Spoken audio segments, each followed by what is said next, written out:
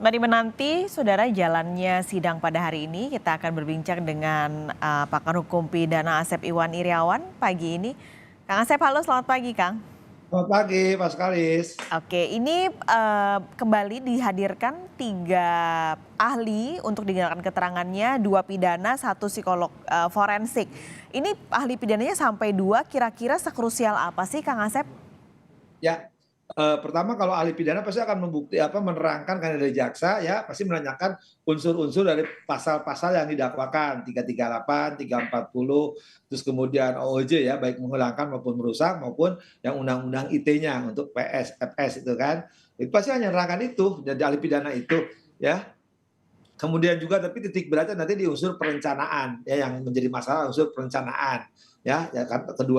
Kedua pasti nanti itu akan dirinci soal-soal kejadiannya ya, itu pasti dirinci ditanyakan. Tapi kalau saya sih dari dulu maaf ya, memang ada perbedaan pendapat. Kalau saya tidak pernah menghadirkan ahli hukum gitu, karena asasnya hukum dikenal ajas ius suriano fit, hakim dianggap tahu hukum. Pertama itu.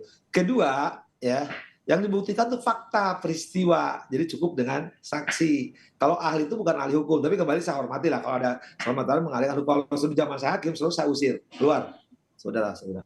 Karena sangat penting bagi saya ahli hukum. Kita sarjana hukum kok belajar hukum gitu. Jadi ini bukan acara perkuliahan, Hmm. tapi acara membahas. Tapi ya kita hormati perbedaan itu. Makanya kalau saya ngomong gini biasanya teman-teman saya dosen di Fakultas Hukum marah sama saya. Karena itu kan penghasilan tambahan. Tapi ini nantinya akan apa yang berarti digali kira-kira oleh majelis hakim, lalu oleh jaksa penuntut umum dan juga mungkin penasehat hukum bisa menggali sesuatu. Ya, yang digali tadi, ya, ini seperti kuliah di Fakultas Hukum gitu kan. Makanya nanti akan berbeda juga kalau ahli hukum dihadirkan oleh dari terdakwa, gitu kan. Pasti akan berbeda nanti. Kita lucu tapi nggak apa-apa. Kita berbeda biasa. Anggap aja kan ini udah acaranya udah bukan acara serius kan. Acaranya sudah acara komedi gitu. Jadi udah ikutin aja nggak apa-apa. Karena semuanya udah terjadi gitu, udah terjadi dan udah dibuktikan dengan fakta. Kalau lihat sekarang ahli kan, ya sekali lagi mohon maaf saya katakan sering berkali-kali, janganlah saksi berahli, ahli bersaksi, pendapat sesuai dengan pendapatan. Nah, kadang harus logis gitu kan. Seperti kemarin kan lucu, ahli menerangkan sesuatu data yang tidak utuh. Saya bukan ahli di bidang itu, tapi Hmm. kan publik juga mengetahui.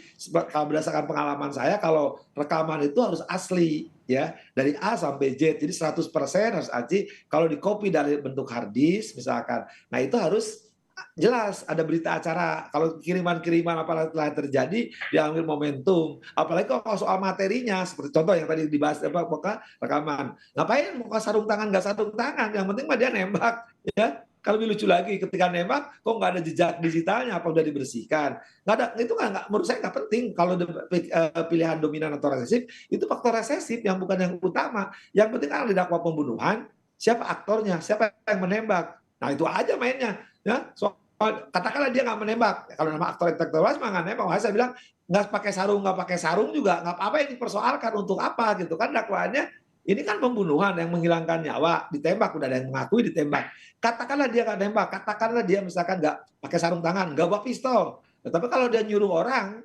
menghajar yang disuruh jangan menembak, dia tanggung jawab. Jadi di situ masalah. Jadi kalau Hmm. kasus suka senyum, ngapain ngebahas yang nggak penting gitu. Nah itu. Nah kembali. Nah sekarang ahli hukum nanti juga pasti akan tidak akan menerangkan apa di luar itu. Jadi kalau nanti ahli hukum ditanya akan terjadi perdebatan ya pasti rame. Cuma ramenya seperti ya orang lagi kuliah bertanya gitu. Nah Iya. kan ketahuan yang tanya ini orang yang pinter, rajin atau orang yang duduk di belakang atau suka nitip absen gitu.